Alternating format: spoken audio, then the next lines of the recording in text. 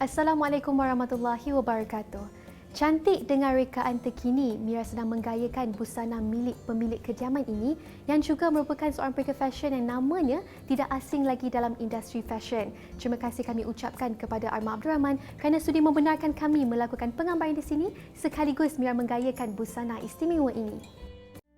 Aroma dan asap daripada sabut kelapa dan tempurung ini, kuih bakar tempurung yang diusahakan secara tradisional, adalah resepi keluarga sejak turun-temurun. Tengok kuih bakar ni kurang orang buat.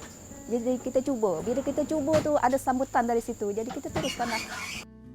Mengilhamkan idea segar, koleksi abaya semakin mendapat tempat di hati pecinta fashion tanah air. Arma menyesuaikan rekaan abaya ni dengan permintaan selera tempatan dan juga cuaca kita.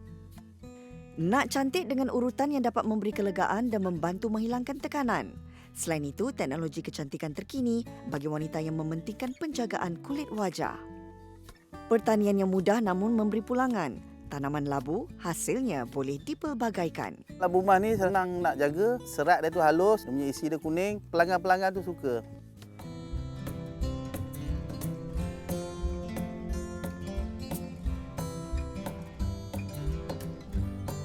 Mengenali pekerja fashion ini, dia tidak pernah lokit dalam berkongsi ilham dan idea rekaannya. Rekaannya sentiasa menjadi sebutan pecinta fashion tanah air yang gemar bergaya. Koleksinya menampilkan koleksi yang elegan dan berani yang menjadi identiti Arma yang suka pada cabaran dan risiko.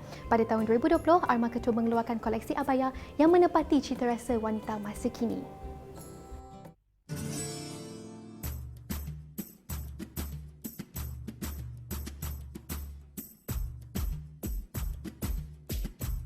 Fashion muslimah semakin mendapat tempat dalam kalangan peminat fashion di Malaysia. Terkenal dengan busana pengantin yang memukau, Arma Ketua tampil dengan rekaan terkini sesuai dengan arus fashion semasa.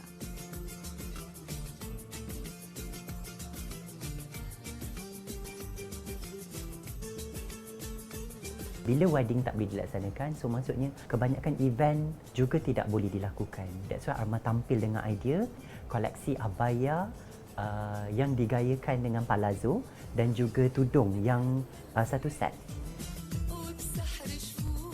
Sudah hampir 10 tahun berada di dalam industri.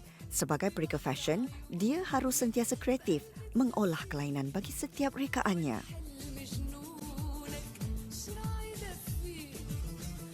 Sekarang ni, modest fashion sangat mendapat tempat di hati follower fashion di Malaysia. Koleksi hijab kali ini, Arma tampilkan kelainan adalah selendang ini dijahit manik sulaman tangan. Jubah atau abaya yang dahulunya terkenal dan sering digayakan oleh wanita di negara Timur Tengah, kini melalui transformasi dengan pelbagai rekaan serta perincian yang lebih moden. Namun masih mengekalkan ciri-ciri wanita Melayu. Arma menyesuaikan rekaan abaya ni dengan permintaan selera tempatan dan juga cuaca kita. So Arma menggunakan fabric chiffon dan sedikit perincian lace pada bahagian tangan.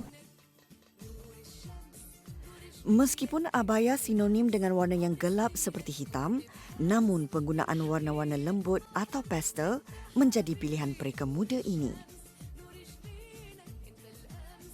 Abaya ni digayakan dengan palazzo. Instead of abaya ni, kalau kita tahu, orang akan teringat abaya ni jubah. So untuk abaya chiffon ni, because of dia ringan, flowy, you boleh kenakan dengan kemeja ataupun inner dalam, ataupun let's say misalnya kata dengan seluar, juga digayakan untuk ke majlis formal ataupun semi formal ataupun resort. Pelakon serta usahawan terkenal Shatila Melvin dilantik sebagai wajah khas bagi koleksi terbaru Arma Abaya dan Arma Hijab 2020.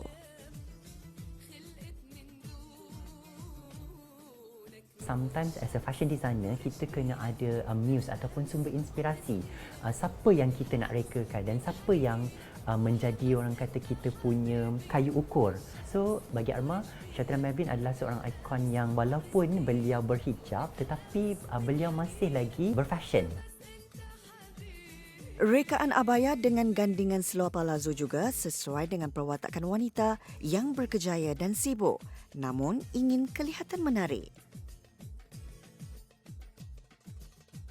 Bagi Arma, Syatila Melvin ni sangat senang bekerjasama dan juga sangat profesional. Okey, dia daripada Arma Design waktu wedding dulu sampai ke hari ni memang orangnya memang jenis leave it je. Okey Arma, I trust you, I leave it to you. Kita berbincang maksudnya okey dari segi pemilihan warna, dari segi cutting dan juga pemilihan material, dan Syatila banyak memberikan buah pandangan ataupun kita banyak bertukar-tukar idea.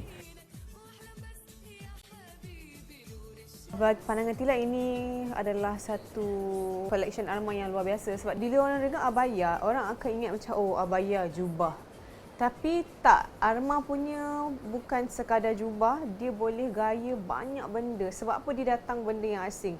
Dia cardigan jubah dia lain, seluar dia lain. So you boleh mix and match. Tu gaya yang sama tapi you boleh buat gaya 2, gaya 3, gaya 4. So dia variety kat situ. Arma juga sentiasa peka dan mengkaji trend fashion semasa untuk terus kekal berada di dalam industri. Melihat krisis ekonomi semasa, Breaker Fashion ini bersikap terbuka untuk membantu rakan-rakan sealirannya yang terjejas dan hilang punca pendapatan. So, seperti yang anda semua tahu, as a wedding planner, kita orang memang tak boleh buat event ataupun wedding semua dipostpone. So, kepada makeup artist dan juga wedding planner yang lain, apa yang Arma boleh bantu adalah Arma mungkin boleh memberi dahulu produk Arma, because kadang-kadang wedding planner ni dia tak ada produk because dia bergantung kepada event ataupun wedding itself. Arma berharap dengan apa yang Arma buat ni dapat membantu geng-geng wedding planner dan juga makeup artist yang terkesan because of COVID ni. Awal tahun 2021, Arma Couture bakal melancarkan koleksi raya terbarunya dengan rekaan lebih segar dan bergaya elegan.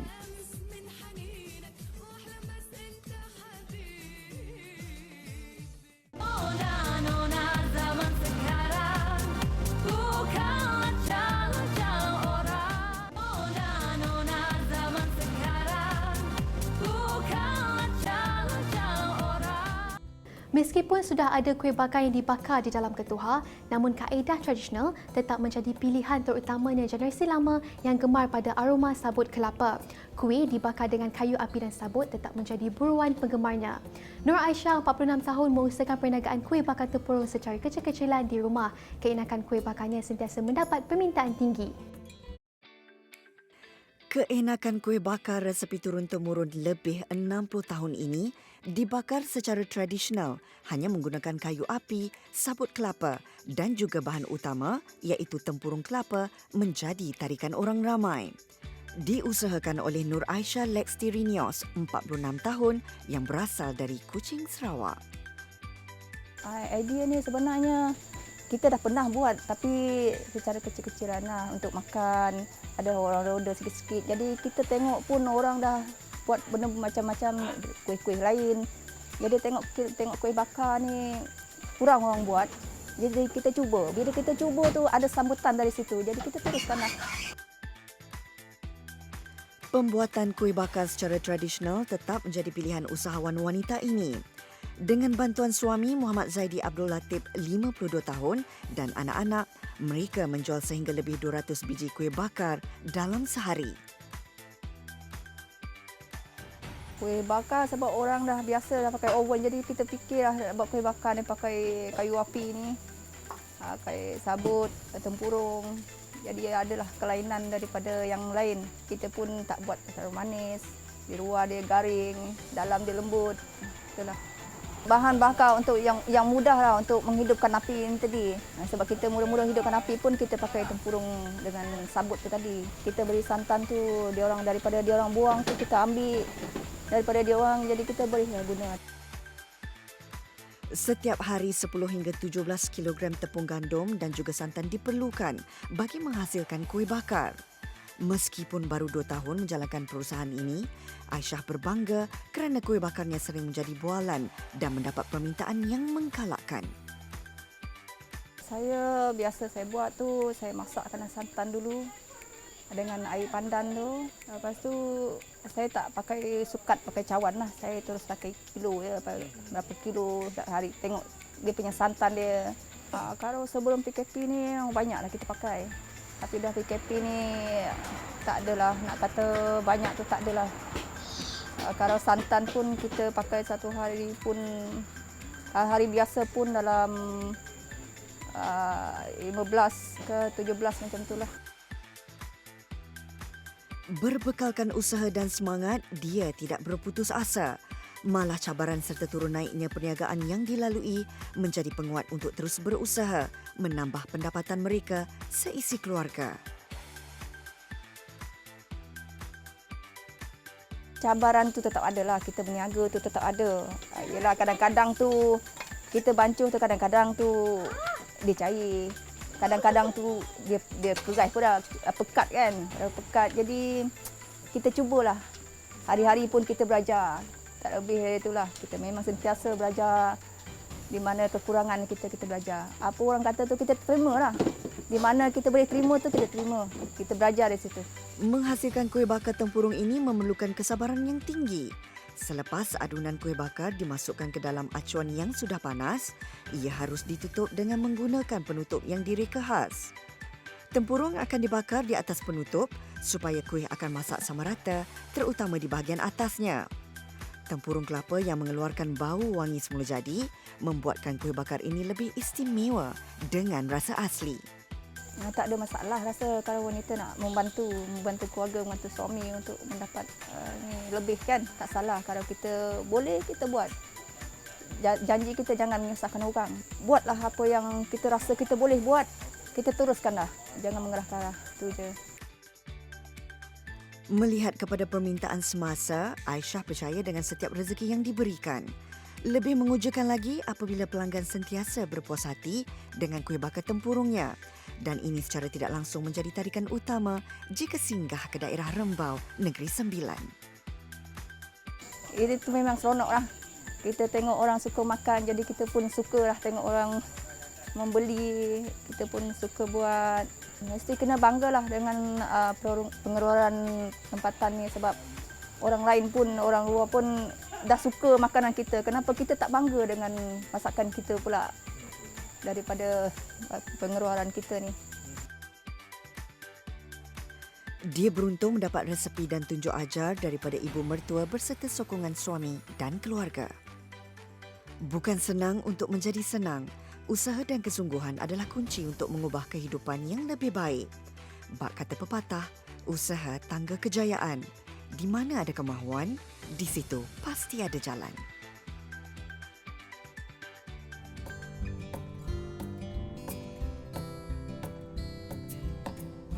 Urutan tradisional bukan hanya tertumpu kepada masyarakat Melayu tetapi boleh diaplikasikan kepada pelbagai bangsa. Masyarakat India dan kaum Cina juga mempunyai urutan tersendiri yang boleh dilakukan untuk memberi rawatan kesihatan dalaman dan luaran. Untuk segmen Nak Cantik minggu ini, kita membawakan pelbagai jenis urutan untuk masyarakat dengan teknik dan langkah yang betul. Sama-sama kita saksikan. Jika di negara Indonesia terkenal dengan urutan Bali, Malaysia juga mempunyai urutan khas yang menggabungkan teknik pelbagai kaum sebagai satu elemen terbaru dalam kemahiran urutan. Di sini kita menyediakan perkhidmatan urutan badan, terutama sekali yang lepas bersalin. Yang the most popular treatment di sini urutan Malaysia, sebab urutan Malaysia ini sebenarnya boleh dikira tak terlalu lama sebab dia baru launching pada 2017.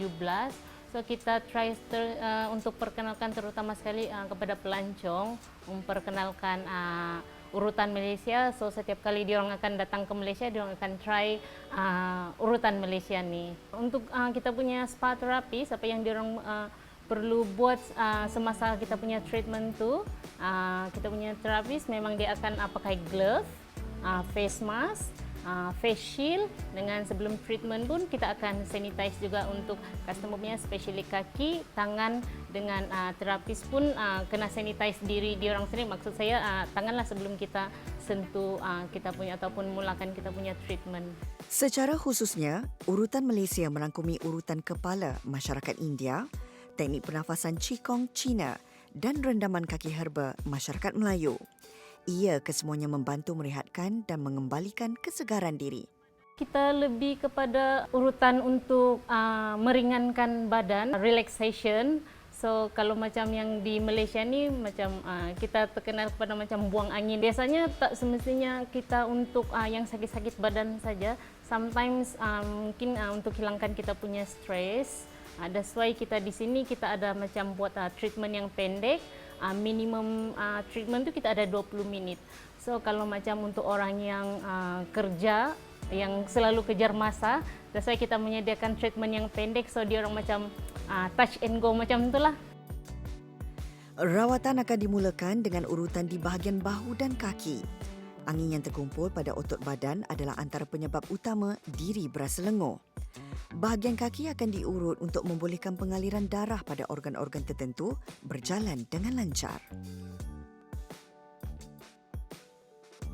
Kita punya perkhidmatan di sini, kita ada urutan untuk bahu. Ini yang spesifik untuk orang yang macam kerja office macam itulah. So kalau macam even untuk dia orang masa break time tu, kita akan dia orang boleh datang sekejap untuk release stress macam itulah. And then untuk macam yang urutan kaki pun kita ada sediakan di sini. Minimum kita buat untuk 40 minit lah. Tapi kita ada yang lebih panjang masa, 80 minit lah kalau yang ada masalah. And then untuk yang kita panggil yang urutan selepas bersalin tu, itu kita kena ambil masa yang panjang lah sebab kita perlu menyediakan herba-herba. Contohnya seperti halia, kunyit, serai dengan kayu manis, daun limau, yang actually yang memang bahan-bahan yang terdapat di Malaysia lah. Urutan badan yang menyasarkan bahagian tertentu akan membantu melegakan kelesuan dan meredakan tekanan. Di sini semua orang boleh datang, tidak kira tua ataupun muda, tapi untuk yang mungkin yang di bawah 12 tahun tu kita kena consider jugalah.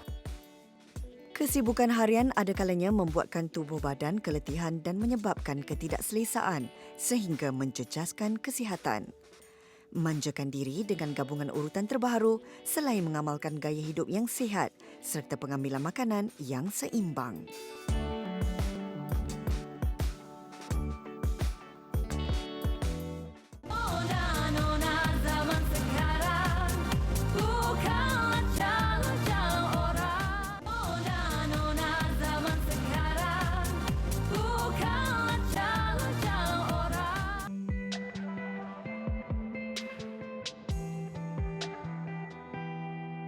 Jika segmen Nak Cantik tadi menawarkan urutan yang membantu memberi kelegaan, klinik Dr. Dilaila yang terletak di Segambut ini pula menyediakan teknologi rawatan untuk membantu memulihkan pigmentasi dan masalah kulit dengan menggunakan asid hidrolik.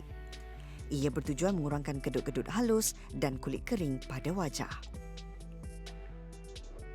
Interest saya lebih kepada kecantikan. Jadi kami juga menyediakan apa-apa yang masalah mengenai kulit ataupun kecantikan kami boleh sediakan. Konsultasi dan analisis kulit wajah akan dilakukan terlebih dahulu untuk mengetahui masalah yang dialami.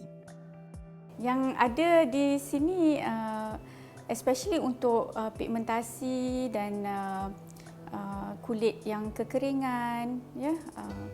Di sini kita sediakan. Pada mulanya doktor akan lihat dulu apa masalah kulit, apa masalah kepada pesakit tu. Jadi dengan itu doktor analyse dulu. Kita ada treatment yang terbaru iaitu sejenis hyaluronic acid yang diolah untuk kulit yang kering, ya. Jadi kalau ada masalah kulit yang kering, ya, dan ada masalah pigmentasi, dia akan mengurangkan semua masalah ini melalui hyaluronic acid yang terbaru daripada Europe. Seluruh muka akan dibersihkan dan bahagian tertentu akan ditanda sebelum melakukan suntikan hidrolik ini.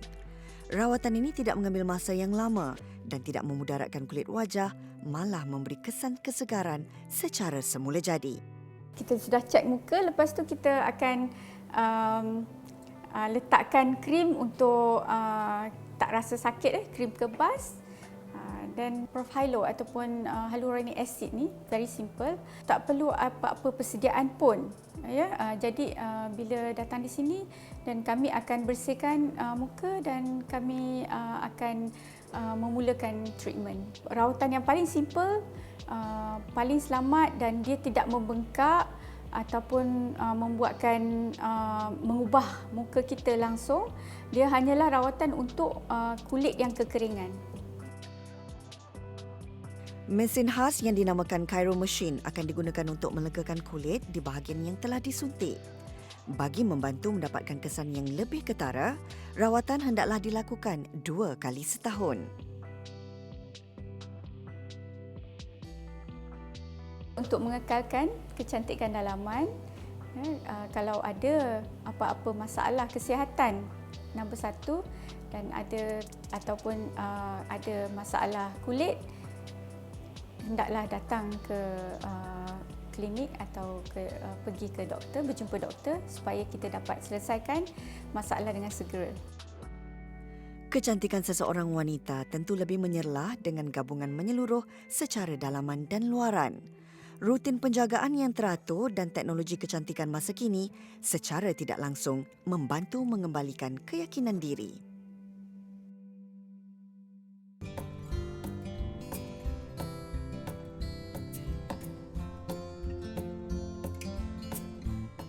Jarang sekali kita dengar tanaman jenis labu yang mendatangkan pulangan ini. Tanaman yang jarang dipelopori ini sebenarnya mudah dijaga dan risiko rendah daripada haiwan perosak. Labu mudah ditanam dan tidak memerlukan penjagaan rapi sekaligus menjadikan ia sesuai bagi mereka yang baru mencuburi bidang pertanian. Daripada hasil tanaman, maka terjadilah produk tani yang berkualiti tinggi.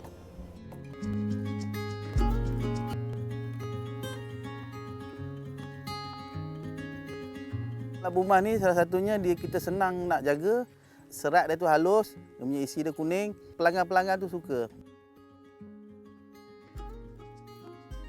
Tak semua orang suka makan. Kita olah untuk menjadi kerepek sebagai makanan kegemaran.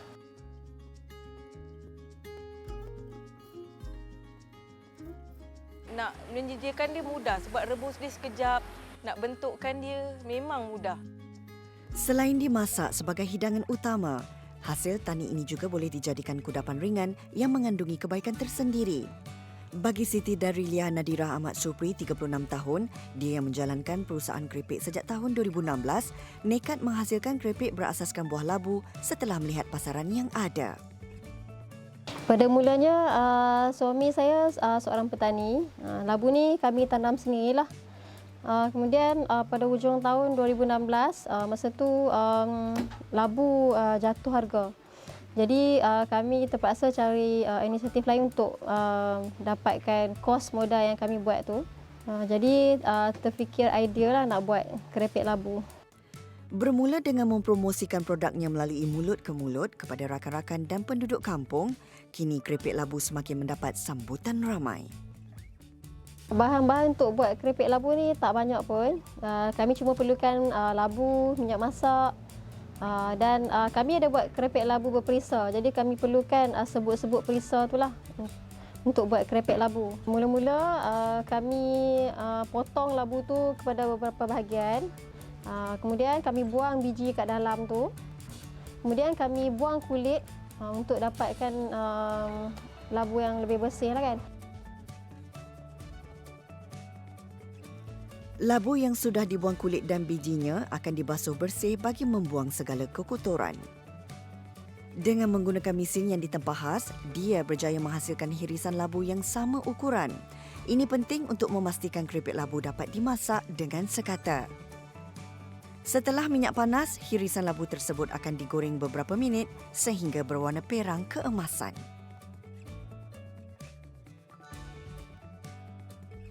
Kemudian kita goreng dalam, kemudian kita masukkan dalam mesin pengering minyak untuk dapatkan tekstur labu yang tidak berminyak, keripik yang tidak berminyak. Dan akhir sekali kita pack dalam botol dan juga paket. Satu hari kami buat lebih kurang 50 kilo buah labu. Kami proses 50 kilo labu dan dalam 50 kilo labu tu dapat menghasilkan lebih kurang 10 kilo keripik. Keripik labu kemudiannya akan disejukkan terlebih dahulu sebelum dimasukkan ke dalam balang. Setiap balang diisi sebanyak 330 gram dengan harga RM20 sahaja. Keripik labunya ini mampu bertahan selama 2 bulan. Macam yang kita tahu, labu ni adalah makanan sunnah. Jadi kebaikan itu tersangatlah banyak. Contoh ya, labu sangat baik untuk minda kanak-kanak kan. Keenakan rasa lemak labu dan minat terhadap tanaman ini mendorong Darilia untuk menginovasikannya kepada minuman. Selain keripik labu, pumpkin spice latte adalah sesuatu yang baru untuk dirasai. Kita tahu labu ni jarang orang yang suka makan. Tak semua orang suka makan. Jadi kita olah untuk menjadi keripik supaya semua lapisan masyarakat dapat jadikan labu ni sebagai makanan kegemaran dan insya-Allah semoga dapat menembusi pasaran seluruh Malaysia. Labu antara tumbuhan yang mudah ditanam tanpa memerlukan pengawasan rapi, namun masih perlu disemai dengan betul bagi pengeluaran yang berkualiti. Dengan memiliki serat yang tinggi, ia dapat membantu mencegah daripada masalah sembelit dan sistem pencernaan yang lain. Menyedari kebaikan dan kegunaan labu, Muhammad Hazani Aziz 37 tahun mengusahakan ladang labu seluas 2 ekar di Titi Gantung Perak. Saya tanam labu manis ni secara selingan dengan jagung. Saya tanam jagung, lepas tu saya seling dengan labu. Ini maknanya labu ni selingan lepas pada jagung lah. Besaran dia 2 hektar 1 lot. Jenis labu yang saya tanam ni jenis labu mas. Labu ni mendapat permintaan tinggi dekat pasaran. Dia punya harga memang tinggilah. Proses penanaman labu begitu mudah, tidak memerlukan air yang banyak dan risiko diserang haiwan perosak adalah rendah. Selepas labu mencapai usia 30 hari, tanaman ini tidak lagi memerlukan penjagaan rapi. Sebab labu mas ni salah satunya kita senang nak jaga. Satu lagi dia punya struktur buah tu sama. Dia punya sekata, dia punya daripada segi isi dia tu, dia serat dia tu halus, dia punya isi dia kuning. Maknanya customer pelanggan-pelanggan tu suka, pemborong suka. Macam saya ni, saya mula start kita gembur tanah, kita membajak tanah guna traktor apa semua. Lepas tu kita naik batas, kita pasang plastik, kita tanam dan kita buat rawatan tu pun tak banyak. Dia punya kos dia apa semua. Untuk mendapatkan hasil dalam kuantiti yang banyak, sebaiknya pokok ditanam antara jarak 2 meter. Setiap pokok mampu mengeluarkan antara 6 hingga 7 biji labu. Kalau tanah keras ni dia mungkin akan berlaku labu tu terbantut ataupun kalau kita tengok pokok dia kuning, dia daun kerinting, itulah dia punya simptom-simptom penyakit dia. Pada umur 40 hari, bunga akan keluar, bunga jantan, bunga betina akan keluar. Kita akan buat kahwin bunga lah antara bunga jantan dengan bunga betina. Pendebungaan perlu dilakukan ketika bunga betina dan bunga jantan sedang mekar. Serangga juga membantu dalam proses pendebungaan kerana serangga akan membawa debunga daripada bunga jantan kepada bunga betina. Sekiranya putik semakin sihat dan membesar, pendebungaan dianggap sudah berjaya dan buah akan terhasil. Harapan saya lah kira lebih ramai lagi lah kita orang muda ni nak menceburi bidang pertanian ni. Tak kisahlah nak tanam labu ke, nak tanam apa ke. Kita dapat menjana ekonomi Malaysia ni, dapat mendapat pendapatan yang stabil lah. Keenakan labu dapat dinikmati dalam pelbagai hidangan, antaranya dijadikan manisan seperti candil atau pengat labu. Bagi Nurjana Muhammad Ali, 36 tahun, hobinya dalam bereksperimentasi rasa dan bentuk manisan adalah perkara yang menarik untuk dilakukan. Bila berhenti kerja kat rumah, tak ada benda nak buat. So saya memang suka masak dan suka ambil gambar. Hari ini saya nak buat 2 jenis dessert daripada labu. Resipi pertama, pengat candil labu. Kedua, onde-onde labu. Resipi ini digunakan satu resipi je tapi boleh dapat 2 jenis menu. Bahan-bahan yang diperlukan adalah labu, tepung pulut, garam, gula, sedikit air dan santan, kelapa parut, gula melaka dan sedikit pewarna. Labu selalu kita gunakan labu kuning lah. Boleh dapat kat mana-mana, memang ada jual. Cara nak buat dia lagi mudah. Kita rebus dulu labu tu sampai lembut. Lepas tu kita lenyek-lenyekkan, campur dengan tepung, kepal-kepal. Baru kita bentukkan jadi candil labu. Kemudian tambahkan garam dan sedikit pewarna kuning untuk menaikkan lagi warna candil labu.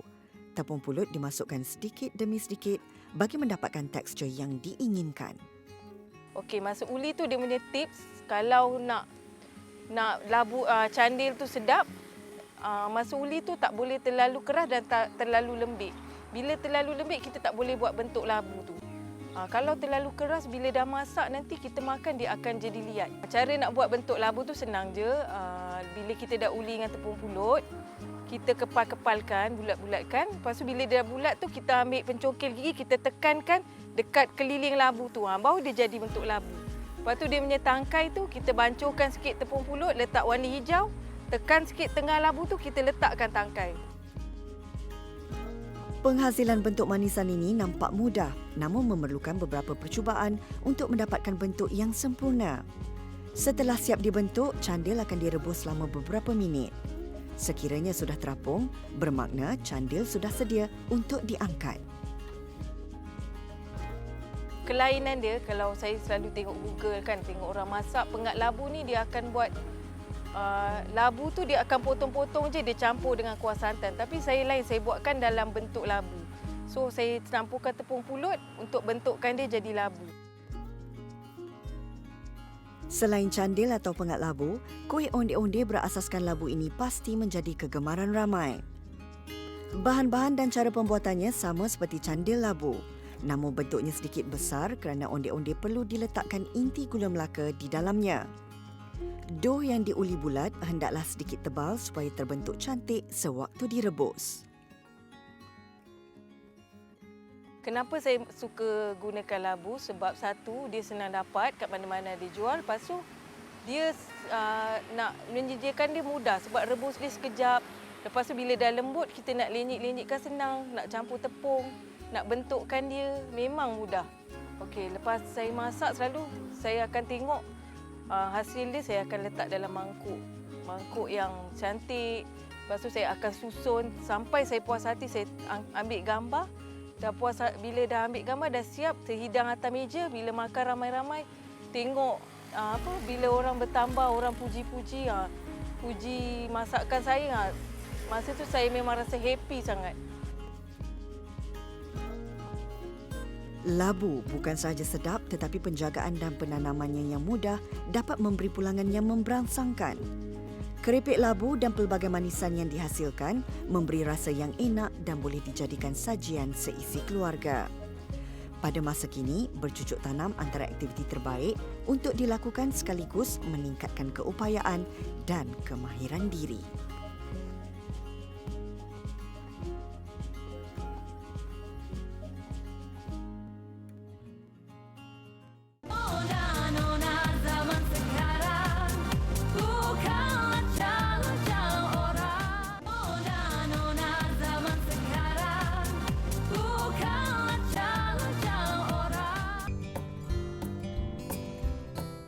Manisan bubur bukan saja enak dijadikan hidangan minum petang tetapi juga boleh dijadikan sarapan pagi. Pasti mengenangkan.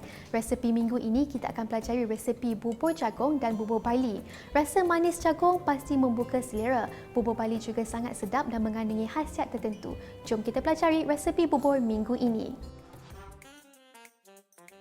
Selain menjadi saluran untuk berkomunikasi dan berhibur, media sosial juga adalah platform yang mempunyai pelbagai pengisian bermanfaat.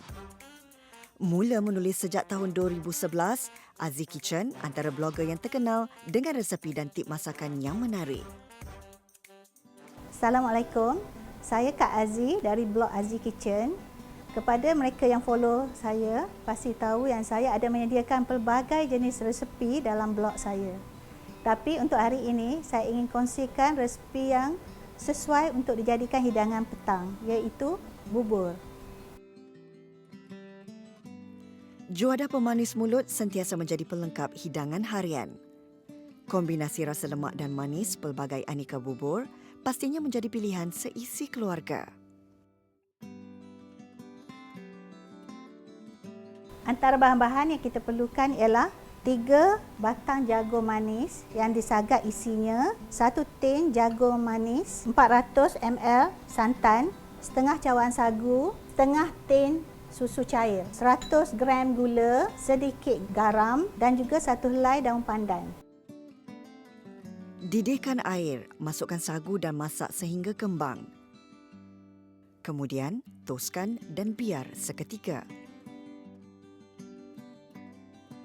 Okey, langkah seterusnya ialah kita akan merebus jagung. Masukkan jagung. Masukkan gula dan daun pandan bersama 500 ml air. Rebus sehingga jagung lembut. Setelah air rebusan mendidih, masukkan pula jagung manis, santan dan sedikit susu cair. Kacau rata dan biarkan ia mendidih sekali lagi. Tekstur bubur jagung akan kelihatan sedikit cair, namun setelah sejuk, ia akan menjadi lebih pekat. Bubur jagung kita telah pun siap dan sedia untuk dihidangkan. Resipi kedua kita ialah bubur Bali. Jom kita tengok bahan-bahan yang diperlukan.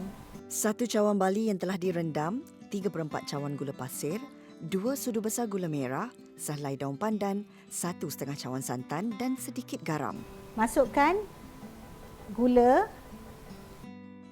gula merah, air, daun pandan.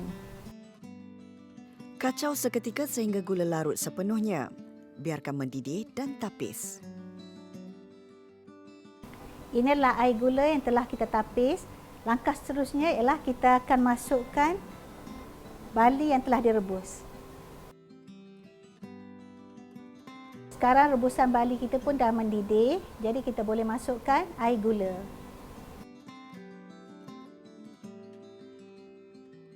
Setelah bubur mendidih, masukkan santan. Kacau bubur sehingga sekata dengan api perlahan.